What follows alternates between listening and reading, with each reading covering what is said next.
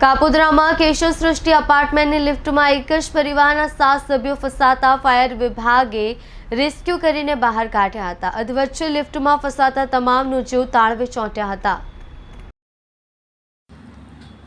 કાપોદ્રામાં કેશવ સૃષ્ટિ અપાર્ટમેન્ટમાં રાજપૂત પરિવાર ફસાયો હતો. પરિવારના એક સાથે 7 સભ્યો ફસાયા જતા લિફ્ટ ઓવરલોડને કારણે અટકી ગઈ હતી.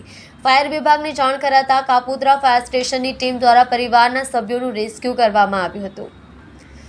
કાપોદ્રા વિસ્તારમાં આવેલા 3 માળના કેશવ સૃષ્ટિમાં મંગળવારે સવારે રાજપૂત પરિવાર લિફ્ટથી નીચે આવતા પહેલા માળે લિફ્ટ અટકી ગઈ હતી. પરિવાર ફસાઈ જતા ઘણો સમય લિફ્ટમાં જ રહેવાથી શ્વાસ રૂંધાવાને કારણે બૂમાબૂમ કરવા લાગ્યો હતો.